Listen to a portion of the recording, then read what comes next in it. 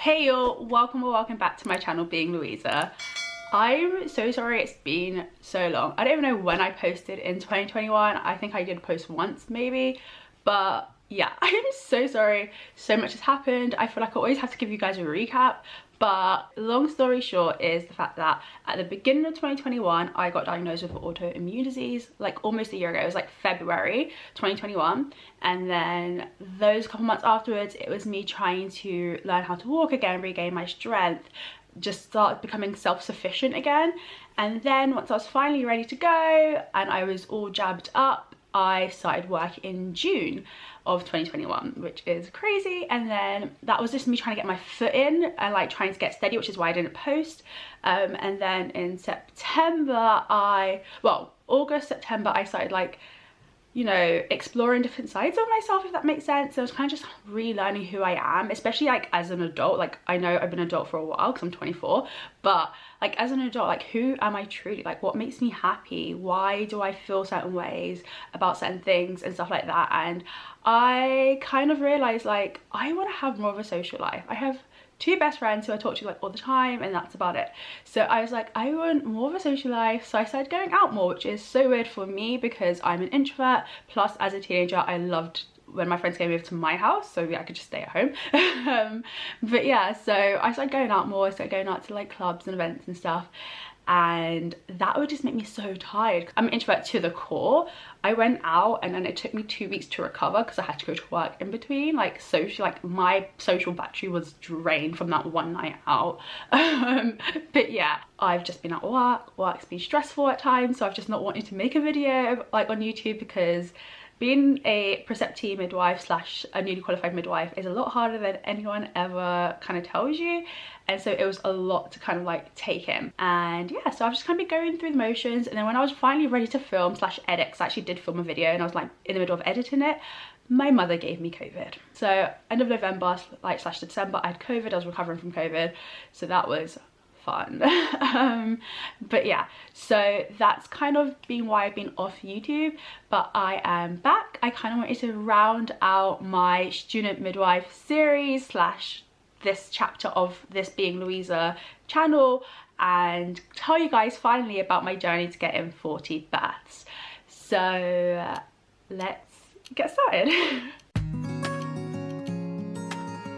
My journey to 40 was a wild one, I'm gonna say, because there were a lot of highs and lows. Obviously I feel like anyone who's a student midwife will experience a bunch of highs and a bunch of lows. Along the way I actually learned so much about myself, about life, and about other people. And I just want to say before starting, thank you to all the women that allowed me to be a part of their birthing story and their pregnancy story and journey. I am so grateful. I will always be so grateful to you all and all the things that you all taught me. And yeah, also, I'm not going to give any names of people I worked with, not the midwives, not the other student midwives, and not any of the women I looked after. I'm also not going to be naming any of the trusts that I worked in or the trust that I currently work in, just because I want to make sure that people's privacy is protected. And yeah, some things I might give details on, but some things I probably won't.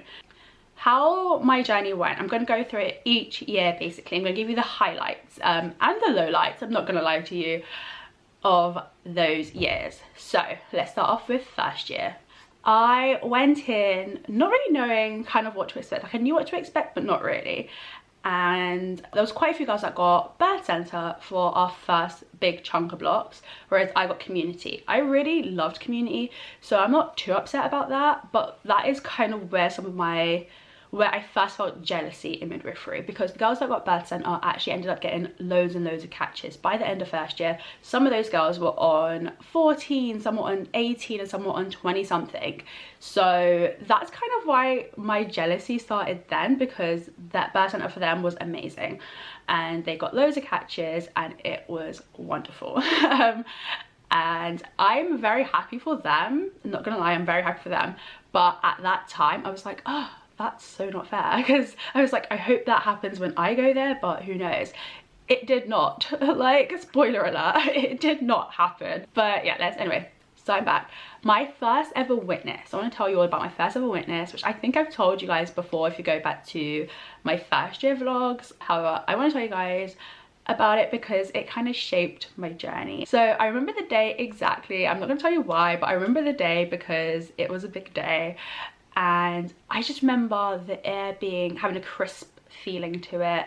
And when we got on this road, the road was so quiet and it was so calm. Mind you, we had just been stuck in traffic because there was roadworks, and I had been really excited, like, oh, we're going to see a home birth. And my mentor was like, calm down, like, lower your expectations. She's a multip, which means she's had a baby before, so she's probably given birth by the time we get there. And so I went from being like, ah, to being like, oh, okay. And for me, that's a big difference because I notice my emotions quite well, but also I'm very used to like managing my expectations. So when I manage my expectations, it's then hard for me to feel like really excited again. But anyway, so I was very much like, okay. And then when we got on the road, as I was saying, it was a crisp morning and the birds were chirping and it was silent on that road. It was still. You never would have known what was happening in the house we were going to. And I was like, well, she's definitely given birth because it's so quiet. And we knock on the door, the partner answers, he's there chill, and I'm like, she's definitely given birth. He's like, they're in the other room. So we go there, and then it takes me a hot moment to realize, oh my gosh, she's still laboring. Like, she is still laboring. And so I got a tiny bit more excited. But again, because I'd already managed my expectations and my emotions, it was really hard for me to get like super excited. So I was just there like wide-eyed, like, whoa. And it was really amazing. They were so gracious. The midwife was the epitome of the midwife I want to be. But they were just also gracious. They were also lovely. It was an amazing experience. The partner actually even got a stool for me to sit on, and he was like, sit right here. You need to experience this fully. And I was like, okay. And it was gorgeous. There was a lovely water bath. I was the only one that noticed that the baby was born, so I got to call the time of birth, which I thought was really cool. And yeah, it was great. And that's kind of what made me fall in love with the community and even more in love with home births. Now, my first birth of first year was, or my first catch of first year was a water bath. I actually didn't think it was going to count because I did nothing. I was just supporting her, obviously, but the women did it all, so I didn't think it would count. So I was just there, you know, watching her do this, encouraging her. We guided her to get the baby. She got the baby, put it up. Like, we did everything. Like, it was just beautiful. There was a physiological third stage, so the placenta just birthed by itself, or she birthed it, and it was absolutely gorgeous. We then went back into our room. We was like writing our notes, and she wrote my name as the person who delivered, and I was like, oh, this counts as my first catch? Like, oh, cool. Like, it was just amazing, and I again fell in love with midwifery and the whole aspect of it all. So those were like my 3 most memorable births of first year. I actually ended up ending first year with 3 catches, so I'll have a tally somewhere. And remember, you need 40 to qualify. Second year was a lot of grafting, like a lot of grafting. I was trying to get my catches up and up, because in first year I was like to anyone who was in third year or who was doing the 18-month course, yeah, go get that catch, it's okay. Or I'd go tell them like who seems like they might be delivering. But then also I had a lot of forceps and cesarean sections. Anyway, so the second year I was grafting. I was still being nice and like letting the third years get them, or the 18-month girls get them, but I was also prioritizing myself at that point. However, my goal for that year was to work on my labor care, because that's something that's really important. Like, yeah, birthing a baby and helping women birth a baby is important too, because you need the numbers, but the labor care is a bit that hopefully they will remember. So I went to work on my labor care, and that definitely happened. I believe I had, at the end of second year, about 30 cared for in labours. That does not include all the ladies that I helped birth either. So I just had 30 cared for in labours. Around there, 20, it's between 25 and 30. So let's say 28. Let's say I had 28 cared for in labours. That's not how many births I had though. Let's go back. So going back to my 4th ever catch, that one was so memorable for me because it was a really great environment. It was a lovely family. I don't know how much I can say. It was a lovely black family, I'm gonna say that. It was a lovely black family, and there was this couple there were her parents and then her grandma, and I believe his mum was there as well, if I remember correctly. I can't remember, but it was a lot of people in that room. But it was amazing. It was just a great time. I felt like I got welcomed into the family. We were all just talking and chit-chatting, and it was just a great time. Like, that was the first time I ever stayed in the room and not noticed that I was just there, because I'm someone who's very comfortable in silence, so I can just sit in a room and be dead silent, do nothing, and I won't care. But as in first year, I started to get really self-conscious about that, because obviously these women sometimes will look at you like, are you okay? Or they'll be like, I don't know, I just felt like I was intruding on their space at times, whereas in my regular life I'll just sit in silence sometimes because I just want to, and I'm very comfortable in that, and I'm comfortable doing it around, like, the people that I'm comfortable sitting in silence around, they're people that I am truly comfortable with. But sometimes I can also just sit in silence. However, this was not that occasion. We were talking, we were laughing, we were making jokes, we were asking about each other's families and backgrounds and everything like that. It was a wonderful time, and I remember thinking, this lady's not going to give birth before I go home, but that's fine because this has actually been an amazing day. But the grandma, so the great grandma to be, was like, oh no, young miss, you are going to get this baby, you are going to catch this baby, and I have an appointment at 7:30, so this baby is going to come by 7. And I was like, I don't know if that's how it works, grandma, but okay. And it was just a truly fun time.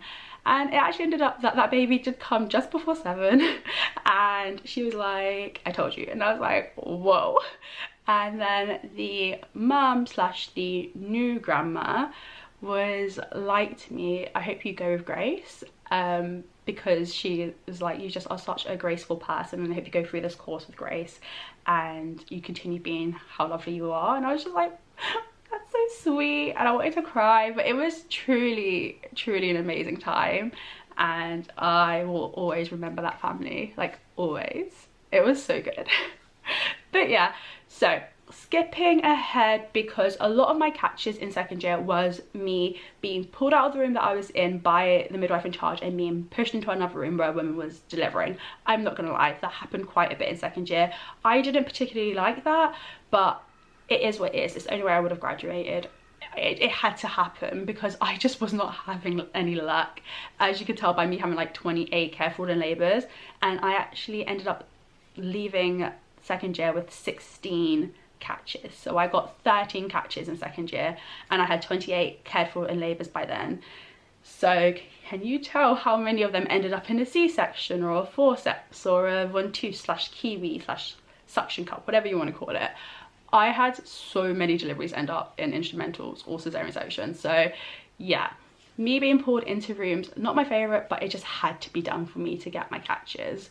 So second year I also experienced some emergencies happen, but not that many. I really didn't experience that many emergencies because, I don't know, I just happened to not experience them. It's really weird. I experienced most of them in third year, but the way it was handled in that trust, you barely even realised it was an emergency half the time.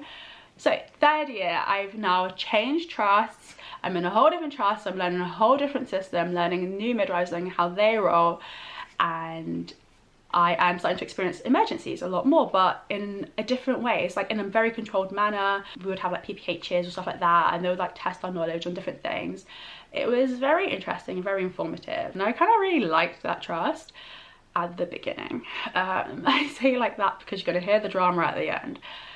So third year, I actually got to work with some really nice midwives. I love the midwives I ended up working with. They were really chill, or they were just very informative, or they knew how to push me in the right way. So I really appreciated that. One of the midwives I worked with, we actually happened to end up having to look after quite a few women who had delivered babies that had passed, and or that were stillbirth, and it was actually really enlightening to see someone care for the women in that way. And I got to like care for the women and care for the babies and take the pictures and do the handprints and footprints, and that was just, I feel like that's kind of when I started to feel like, oh yeah, I actually am a midwife. Like, this is another thing in my career that I'm gonna have to do.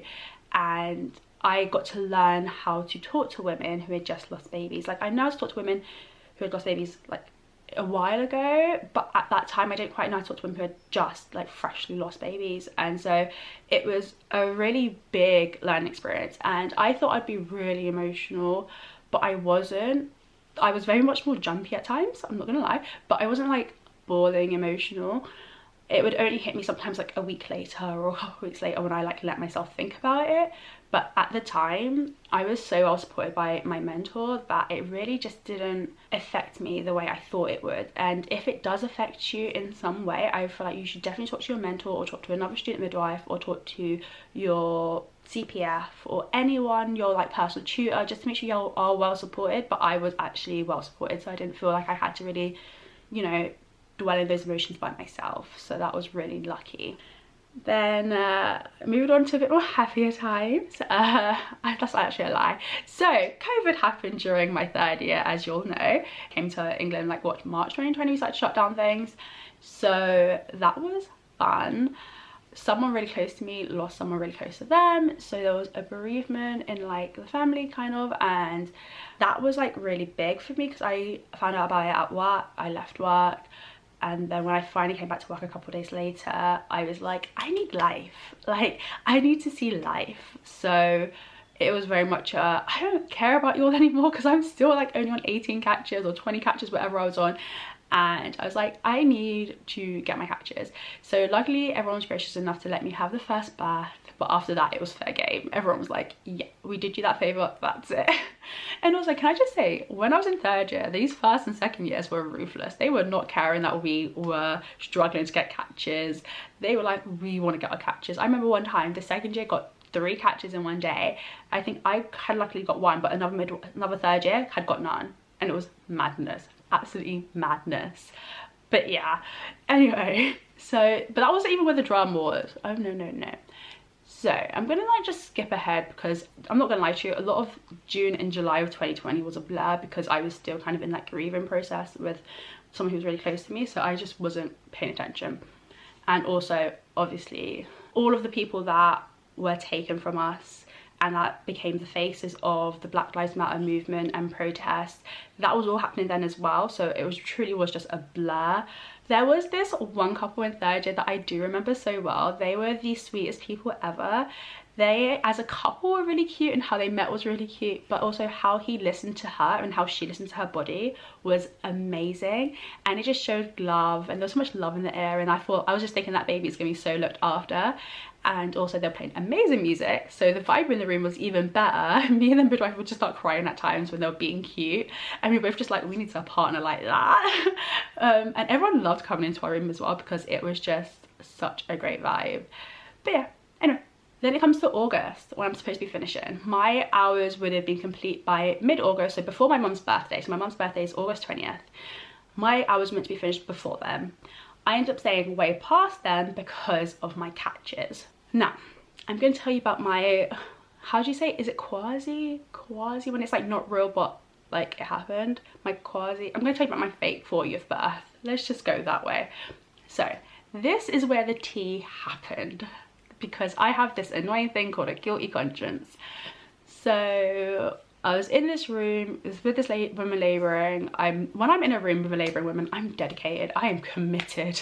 I will not leave for anything, and it's really annoying. And so I was like, no, I'm not leaving. Even though one of the senior midwives was like, Louisa, you should come here, I think this lady's gonna give birth. I was like, I think this lady's gonna give birth. Like, I think she will do it. She's made progress. I should have gone in the other room, because that lady did give birth very quickly, but whatever. So I'm in this room with this lady. We start pushing. It's not going that great. It's just not going the way we wanted it to go. So I was like, okay, I'm going to come back tomorrow, because this is going to end up in an instrumental. The midwife I was working with, she was like, well, why don't the doctors, you know, do the P's and do the head, and you deliver the body in the placenta? I was like, okay. And she was like, I'll count that for you. I was like, I don't think that counts though. She was like, I've done it for others, it will count. And I was like, I don't think so, but okay. So we did delivery, did the placenta, whatever.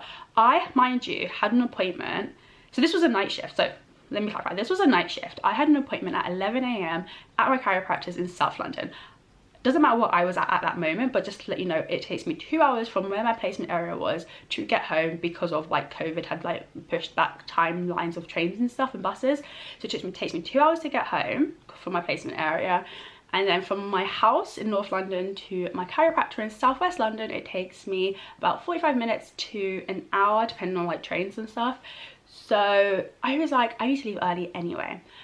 This birth happened. I was like, no one else is gonna come in tonight. I just know it. I have this feeling. And when I came back the next night, I was told no one came in that night anyway. So I left and I gave this midwife a piece of paper to write this down on, because I wasn't going to count it, but she was insistent. So I was like, give her a piece of paper, because my book was full anyway, so I gave her a piece of paper to write it on. I literally then, when I was walking out, put it in the confidential waste. She wrote that down. We was like gonna go. I was like, can I just get a picture of you, because I had a really great time with you and I just want to like remember this moment.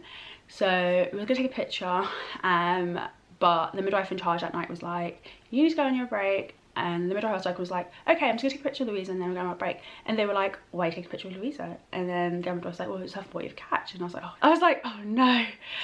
And the midwife in charge was like, no, it wasn't, because that was a Kiwi delivery.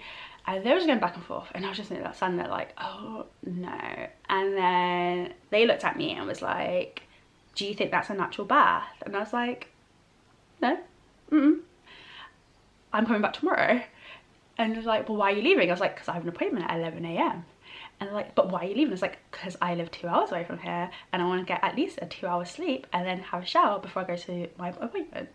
And they were like, but that wasn't a natural birth. And I was like, I know. And they were like, I'm going to tell the CPF and your link lecturer and everyone if you think that's a natural birth. And I was like, I did not say that at all. Did not come out of my mouth.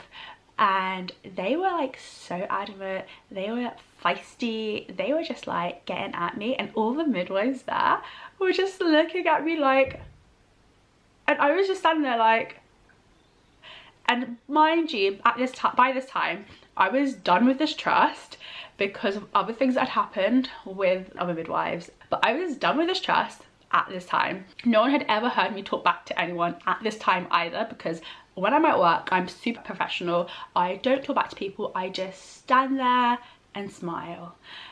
But this person was trying me, and it was like 3 AM and I was like, oh, I was just, my outside Louisa, like my Louisa, like when I'm with my friends was coming out, and I was like, rein it in, rein it in. And I was just like, I understand, I get where you're coming from. I do not think it's a natural birth. However, I know other student midwives have counted them before, and that's why I let her write it down. But I already knew I was coming back in tomorrow because I have a guilty conscience and it just likes to do its thing. So I already knew I was coming back in tomorrow.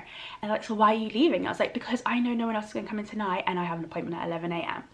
And it just kept going back and forth. And I was just like, okay, all right, okay, bye. Because at the end of it, he was like, I am emailing I'm calling CPF and emailing a link lecturer, all these things. I was like, okay, that's fine, that's your prerogative. Or we walked away, and then one of the senior midwives like came and was like, oh my gosh, why did you tell them? And I was like, I didn't tell them, the midwife told them. So that was the whole thing.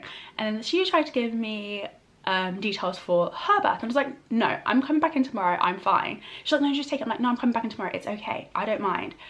And she's like, no, just take it. And I was like, no, it's okay. But these people are persistent. So I let her write down a piece of paper again, because again, I ain't down for that life. I ain't trying to get in trouble. And so I got changed and went home. I woke up at like, I don't know, 10 o'clock, I think it was. No, I woke up at like 9 something. And I had a bunch of missed calls from my CPF and an email, and I was like, oh gosh. So I called and I had to explain this whole thing again. And then she was like, well, why did you do this? And why did you do that? I was like, because I have an appointment in literally 1 hour and 10 minutes. Like, I need to have a shower and get dressed and leave. Like, I was like, that's why I wanted to go home and sleep. You know I live far away. Like, blah blah blah blah. And she was like, you know, and I was like, I know. And she's like, okay, well, but once you got your last catch, we're going to go through your book. We're going to go through all the things to make sure that you haven't done this before. I was like, I know I haven't done this before, but okay, that's fine. Like, it was a whole shebang, right? So I'm like on my way to my chiropractor, like messaging my friend who's at this trust, telling her everything that went down. And she's like, oh, I know. And I was like, what do you mean you know? She's like, because people are talking crap about you in the staff room. And I was like, what And she was telling me who it was, and I was like, oh. I was like, I'm not surprised because that person seems like that person. Makes sense. But I was like, oh, okay. Surprising they can't do it to my face. However, one person who was upset about the situation, we actually did speak about it afterwards, and that's why I like her and I consider her like a friend now because she spoke to me about it. She was like, I was upset with you, it was really annoying because I had to come back and get some more catches, but you know. And I was like, I am so sorry, I really am, like I didn't mean for it to happen, this is what happened. And then she was like, and then the moment I mentioned who the midwife in charge was, she was like, okay. And I was like, yeah. But yeah, so that was fine, and I was done, like, because I went back that night, got my 40th catch, and I dipped again, like, literally as soon as I got it, because I wasn't there for hours, like, I was there for a catch, like, not hours. So, and I was really done with that trust, so I was just like, okay, bye. But yeah, so that was the drama and my journey to getting 40. I know it might not have been what you expected. Trust me, there was a lot of crying, there was a lot of tears, there was a lot of illnesses, there was a lot of blood, but you know, it is what it is. I actually learned a lot from being a student midwife, and I learned how to stick up for myself, I learned when to keep my mouth shut, I learned how to care for people, how to be compassionate, how to be loving, and how to make someone have a really good experience. And that's something that I wouldn't have learned anywhere else other than like at the trust that I did and being a student midwife. So I was really, really lucky. I still can't believe that I'm actually a qualified midwife. I've been working for 7 months and I'm still like, huh, really? Like I get emails from people about like women and stuff, and I'm like, oh, I'm responsible. Oh, it's funny, but yeah. So I hope you guys enjoyed this video, enjoyed the little bit of tea and drama, and I can't wait for you guys to be with me on this next leg of my life, this next journey of being a newly qualified midwife and just figure out myself. I'm going to try and vlog more because I am moving out, so I think it'll be easier for me to vlog a bit more, I think, so hopefully I'll be doing more things. But yeah, I hope you guys enjoyed this video, and until next time, keep on being you. If you like this video, give it a thumbs up, comment down below with any questions or suggestions, and don't forget to subscribe to get weekly updates. Bye y'all. Why don't you get it by now? Tell me what you learned in grade school. Give it to me like you want it. Did you forget that golden rule?